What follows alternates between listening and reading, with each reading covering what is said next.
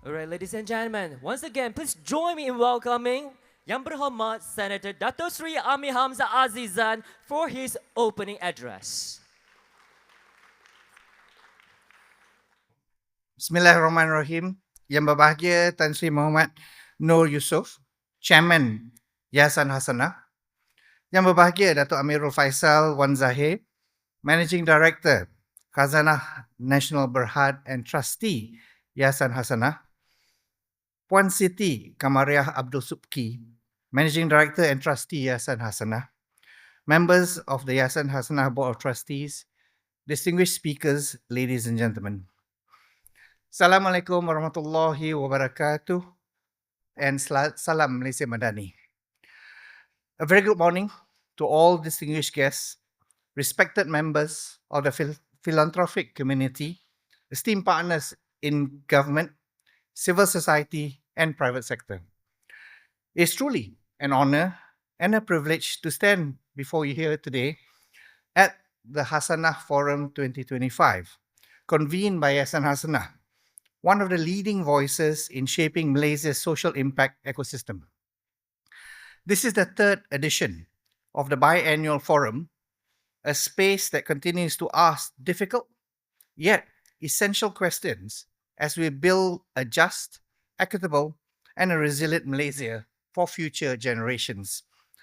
The theme for this year's forum, philanthropy that listens, could not be more timely nor more relevant. Listening is an act of humility. It is an acknowledgement that despite our resources or authority, we do not have all the answers. For too long, philanthropy and even governance have sometimes fallen into the trap of acting for communities rather than with them. This forum calls us to rethink that relationship. In a world of increasing inequality, polarization, and crisis, listening is the starting point of compassion. And compassion must be the guiding light of our shared efforts. The Malaysian government has embarked on an ambitious transformation to reshape our socio-economic development through the Madani Economy Framework. This vision is centered beyond GDP growth and fiscal space, but on ensuring dignity, justice, and shared prosperity. The Madani Economy Framework also signals a shift towards structural reform, such as improving labor market outcomes, uplifting household incomes, advancing fiscal stability and sustainability, and enhancing government delivery. It is a strategy to raise the floor, ensuring that every Malaysian has access to a dignified standard of living, including decent wages, social protection, and quality public services.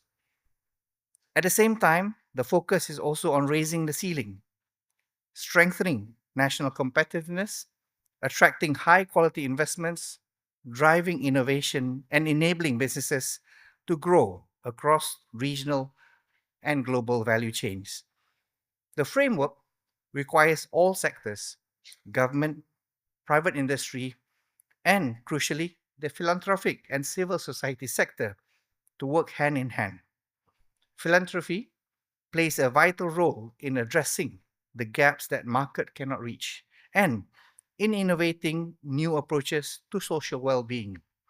But we must ensure this philanthropy is not extractive, not prescriptive, but responsive, grounded in what communities themselves need, what they dream of, and what they are capable of building.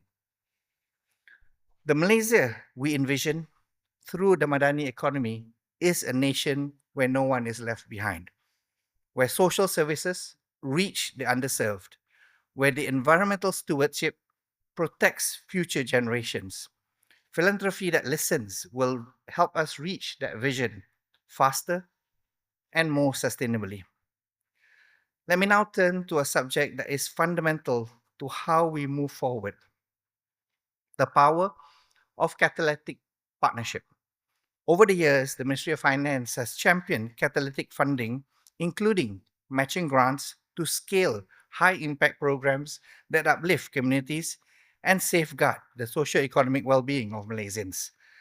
Under Belanjawan 2025, 100 million ringgit has been allocated to the Malaysian MOF matching grant, enabling strategic partnerships that channel resources into programs that directly improve people's lives.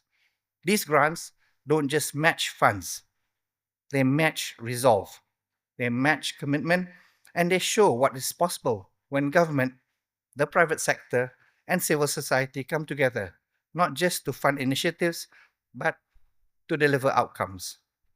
Today, I want to recognize 5 outstanding partners: Yayasan Hasanah, Yayasan Samdabi, Axiata Foundation, Maybank Foundation, and Yayasan UM.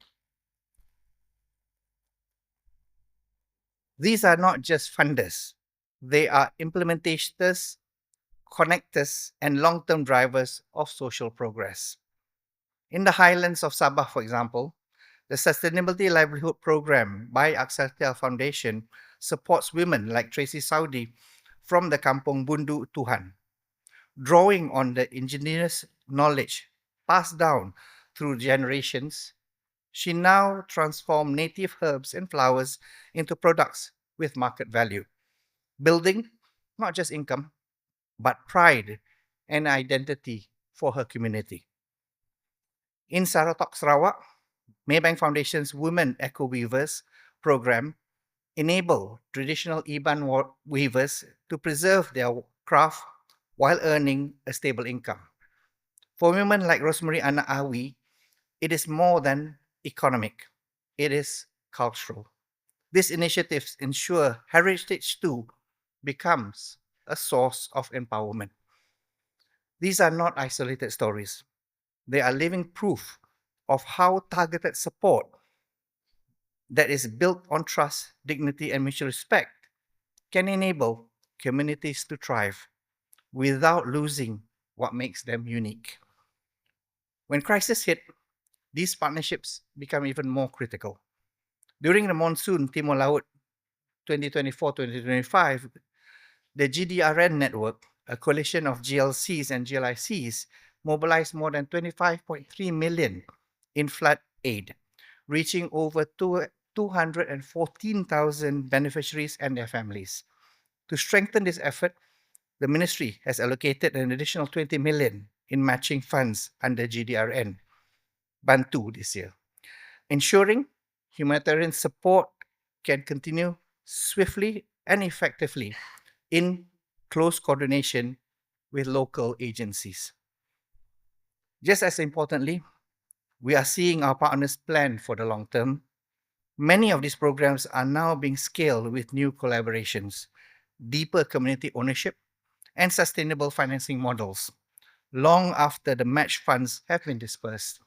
This is the kind of catalytic effect we want, where every ringgit does more and where impact continues beyond the life of a grant.